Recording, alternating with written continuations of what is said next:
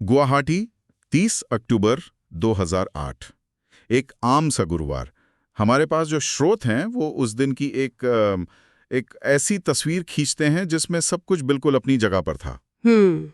गणेशगुड़ी का फ्लाईओवर, गाड़ियों का वही रोज का शोर, बाजार में लोग मोल भाव कर रहे हैं और सड़क किनारे ठेलों से चाक पीटी की वो जानी पहचानी महक आ रही थी। मतलब सब कुछ इतना सामान्य था कि उस पे ध्यान भी ना जाए।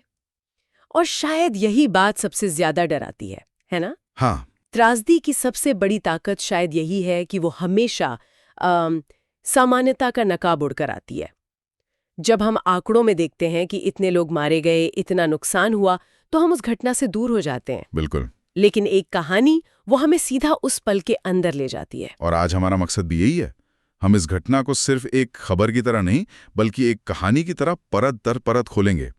ये समझने की कोशिश करेंगे कि उस दिन, उस पल में गणेशगुड़ी में क्या चल रहा था। चलिए। तो कहानी का वक्त है सुबह के लगभग 11:30 बजे। धूप तेज थी और गणेशगुड़ी फ्लाईओवर के पास सड़क पर तिल रखने की भी जगह नहीं थी। बिल्कुल व्यस्त समय। हाँ, और स्रोत में एक छोटी सी बात का जिक्र है जो मेरे दिमाग में अटक गया। सड़क के किनारे थोड़ी अजीब तरह से पार्क की गई एक सफेद मारुति 800। अच्छा। बस यूं ही खड़ी थी, जैसे शहर की भीड़ में खोई हुई एक और गाड़ी। किसी ने उस पर ध्यान तक नहीं दिया। और कोई ध्यान देता भी क्यों?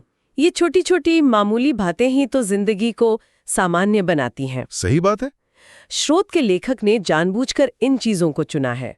एक दुकानदार है रामिन, जो ग्राहक को चाय दे रहा है।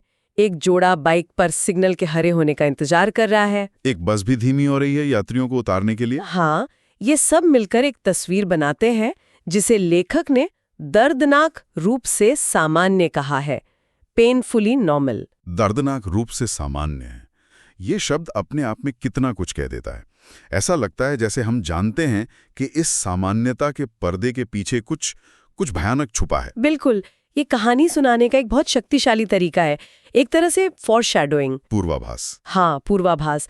लेखक हमें बता रहा है कि इस शांति को याद रखो क्योंकि ये अब टूटने वाली है। वो उस सफेद कार का जिक्र करके हमारे मन में एक शक का बीज बो देता है जो उस वक्त सड़क पर खड़े किसी भी इंसान ने महसूस नहीं किया होगा। और फिर वो पल आ ही गया। स्रोत की भाषा बहुत सीधी है पर उतनी ही असरदार। वो लिखते हैं, और फिर 1 सेकंड के एक छोटे से हिस्से में सब कुछ सामान्य से असामान्य हो गया। एक जोरदार गगनभेदी धमाका। आवाज इतनी तेज थी कि एक पल के लिए लगा जैसे वक्त ही थम गया हो। जैसे शहर ने सांस रोक ली हो। हुआ धुएं और आग का एक काला बादल आसमान में उठने लगा। वो हंसता बोलता बाजार एक पल में कयामत के मंजर में बदल गया। असल में धमाका 2 जगह होता है, एक जमीन पर और दूसरा लोगों के दिमाग में। मतलब जमीन का घाव तो शायद वक्त के साथ भर जाता है, लेकिन दिमाग पर जो सदमा लगता है, जो डर बैठता है, वो सालों तक पीछा नहीं छोड़ता। वो जो 1 सेकंड में सामान्य से असामान्य होने का सफर है, वो सिर्फ बाहरी दुनिया में नहीं हुआ, वो वहां मौजूद हर इंसान के अंदर भी हुआ। धमाके के ठीक बाद के कुछ पलों का जिक्र भी बहुत अजीब है। कुछ सेकंड के लिए दुनिया एकदम खामोश हो गई। एक गहरा भयानक सन्नाटा। लोग जैसे पत्थर के हो गए थे। उन्हें समझ ही नहीं आ रहा था कि हुआ क्या है। ये कैसा सन्नाटा रहा होगा? ये सदमे का सन्नाटा है। ये एक बहुत ही स्वाभाविक मनोवैज्ञानिक प्रतिक्रिया है। जब कुछ इतना भयानक और अप्रत्याशित होता है तो हमारा दिमाग उसे प्रोसेस करने के लिए थोड़ा वक्त लेता है। वो उस सच्चाई को स्वीकार नहीं कर पाता। अच्छा। वो चंद सेकंड का सन्नाटा असल में दिमाग की उस सच्चाई से लड़ने की कोशिश है। और फिर जैसे ही दिमाग हार मानता है, वो सन्नाटा चीखों और हाहाकार में बदल जाता है। और स्रोत बताता है कि चीखें शुरू हुई, हर तरफ अफरा तफरी, सड़कों पर टूटा हुआ कांच और इंसानी खून मिला हुआ था। गाड़ियां आग के गोलों में बदल चुकी थीं और हवा में धुएं, जले हुए मांस और डर की एक अजीब सी गंध थी। बहुत भयानक मंजर रहा होगा। लेकिन इसी भयानक मंजर के बीच कुछ ऐसा हुआ जिसकी शायद कोई उम्मीद नहीं करता। क्या? जो लोग बच गए थे वो भागने के बजाय एक दूसरे की मदद करने लगे। अजनबी लोग अजनबियों को आग से बाहर खींच रहे थे। कमाल है। स्रोत में कुछ बहुत ही मार्मिक उदाहरण है। एक बस का कंडक्टर जो खुद शायद घायल था, वो लोगों पर चिल्ला रहा था कि आग की लपटों से दूर हटें। एक नौजवान लड़का अपनी पानी की बोतल से एक बेहोश आदमी के चेहरे पर छींटे मार रहा था। पुलिस के पहुंचने से पहले ही स्थानीय दुकानदार अपनी जान की परवाह किए बिना मदद के लिए दौड़ पड़े थे। ये हैरान करने वाली बात है। इतने बड़े सदमे में जब पहली प्रवृत्ति अपनी जान बचाने की होनी चाहिए, लोग दूसरों की मदद कैसे कर पाते हैं? ये एक बहुत गहरा सवाल है और इसका जवाब हमें इंसानियत की सबसे बुनियादी खूबी में मिलता है। संकट के समय में हमारे अंदर का जो सर्वाइवल मोड है वो दो तरह से काम करता है। अच्छा? एक तो है लड़ो या भागो, लेकिन एक और प्रतिक्रिया होती है जिसे कह सकते हैं देखभाल करो और साथ दो। जब हम अपने आसपास दूसरों को तकलीफ में देखते हैं तो बहुत से लोगों में सहानुभूति और एकजुटता की भावना जाग उठती है। वो उस पल में खुद को एक बड़े समूह का हिस्सा महसूस करते हैं। वो सिर्फ मैं नहीं रहते, हम बन जाते हैं। गणेशगुड़ी में उस दिन जो हुआ वो इसी सामूहिक इंसानियत का सबसे बड़ा सबूत था। कुछ ही मिनटों के बाद सायरन की आवाजों ने उस हाहाकार को दबाना शुरू कर दिया। पुलिस, एम्बुलेंस, फायर ब्रिगेड सब पहुंचने लगी। लेकिन उस आधिकारिक बचाव अभियान के साथ साथ एक और चीज हवा में फैल रही थी। घबराहट, बेबसी। लोग रो रहे थे, अपने प्रियजनों को ढूंढ रहे थे, उनके नाम पुकार रहे थे। सोचिए उस मंजर के बारे में। एक तरफ पेशेवर बचावकर्मी है और दूसरी तरफ आम लोग जो अपने परिवार, अपने दोस्तों को ढूंढ रहे हैं। ये दो समानांतर दुनियाएं एक ही जगह पे चल रही थी, एक व्यवस्था की, दूसरी भावनाओं की। और उस दौर की एक और सच्चाई जो आज शायद सोचना भी अजीब लगे, मोबाइल नेटवर्क्स जाम हो गए। ओहो। हजारों लोग एक ही समय पर किसी अपने तक पहुंचने की कोशिश कर रहे थे, बस ये जानने के लिए कि वो सुरक्षित हैं या नहीं। उस एक चीज ने दहशत को कितना बढ़ा दिया होगा। बहुत ज्यादा। आज हम जानकारी के युग में रहते हैं। उस वक्त जब कोई खबर नहीं मिल रही थी तो लोगों का दिमाग सबसे बुरी आशंकाओं से भर गया होगा।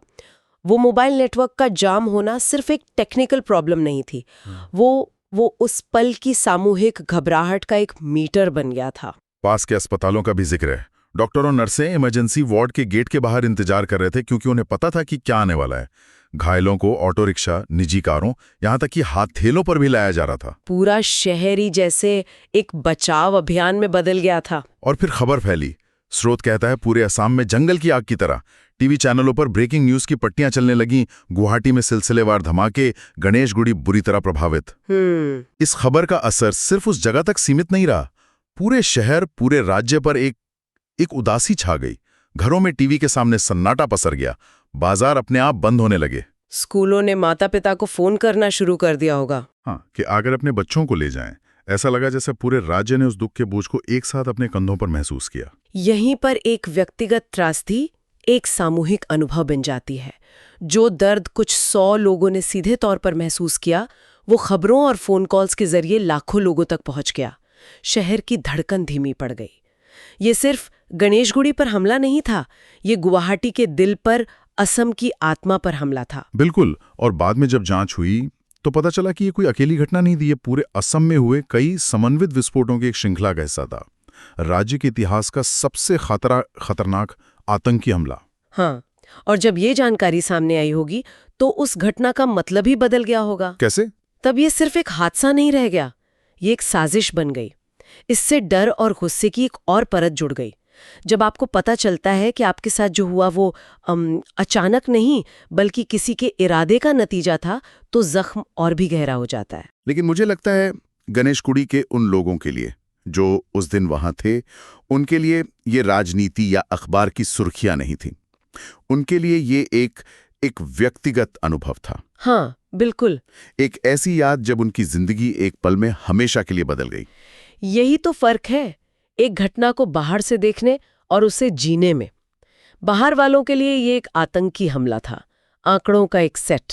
लेकिन जो लोग वहां थे उनके लिए ये टूटे हुए कांच की आवाज थी, जलती हुई गाड़ियों की गंध थी और अपनों को ढूंढती हुई बेतहाशा चीखें थे। और इन सब के बावजूद कहानी का अंत निराशा में नहीं होता। ये अटूट हौसले की बात करता है।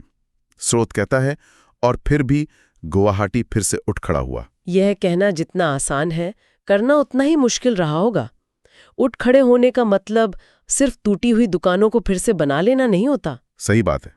इसका मतलब होता है उस डर के साथ जीना सीखना, उस याद के साथ आगे बढ़ना, उसी सड़क पर दोबारा चलने की हिम्मत जुटाना जहां आपने अपनी आंखों के सामने तबाही देखी थी।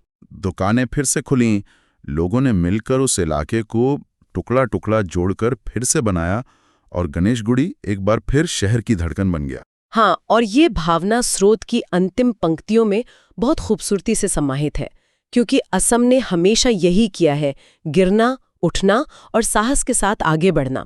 ये सिर्फ एक घटना का अंत नहीं है, ये एक पूरे क्षेत्र की पहचान, उसके जज्बे का प्रमाण है। तो इस पूरी बातचीत को अगर समेटें तो मेरे लिए सबसे बड़ी सीख ये है कि कहानी सुनाने का ये तरीका हमें किसी त्रासदी की मानवीय कीमत को आंकड़ों या समाचार रिपोर्टों से कहीं बेहतर तरीके से समझाता है। बिल्कुल। ये हमें याद दिलाता है कि हर आंकड़े के पीछे एक इंसान है, एक परिवार है, एक सपना है जो उस दिन या तो टूट गया या हमेशा के लिए बदल गया। आपने बिल्कुल सही कहा।